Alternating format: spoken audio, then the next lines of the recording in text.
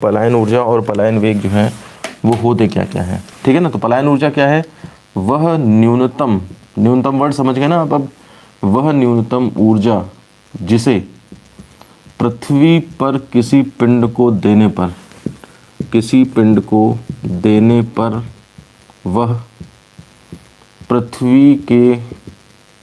गुरुत्वाकर्षण क्षेत्र को छोड़कर अनंत पर चला जाता है तथा फिर कभी लौटकर वापस नहीं आ पाता,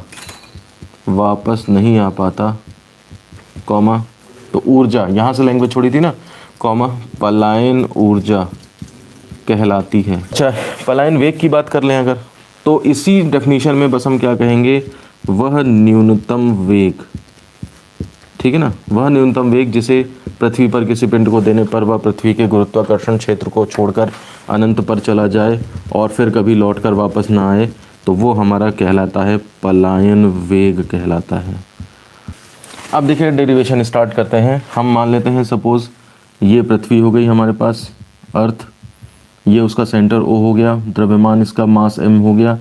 और यहाँ सेंटर से, और देखिए अब सैटेलाइट की बात नहीं हो रही है, यहीं पे रखा है मास m, ठीक है ना, तो मास m यहीं पे रखा है, तो डिस्टेंस आपकी एक तरह से ये कैपिटल R ही हो गई जाकर के। तो अगर मैं कहता हूँ कि इस पिंड की गतिज ऊर्जा निकालो, हालांकि बुक्स में से नहीं निकालते हैं, लेकिन आप देखिए निकालते क्यों नहीं है, कि निकालते इसलिए नहीं है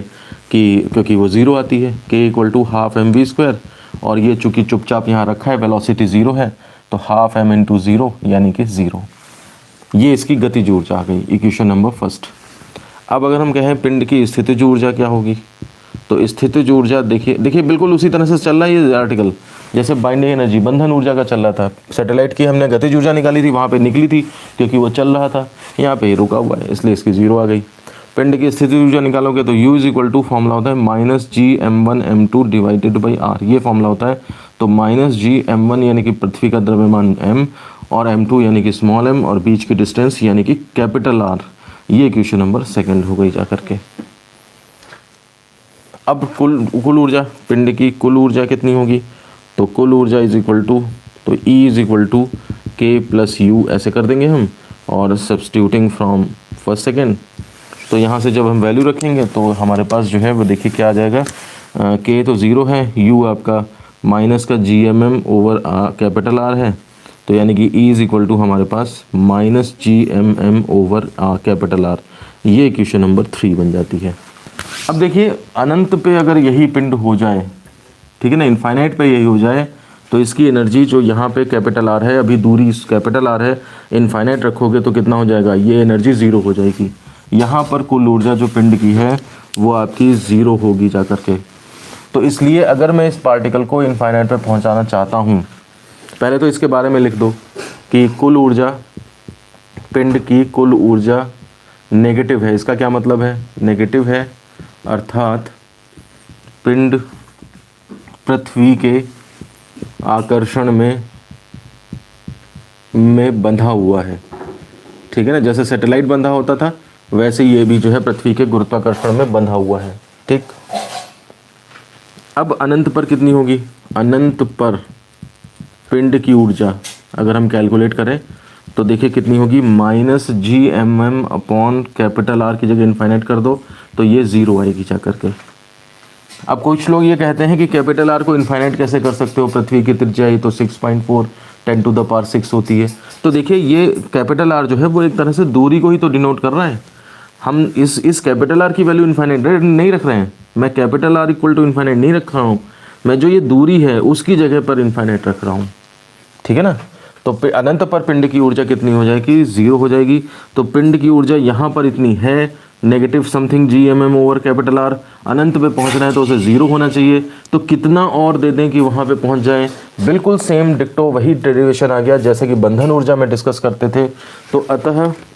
पिंड को पृथ्वी से अनंत पर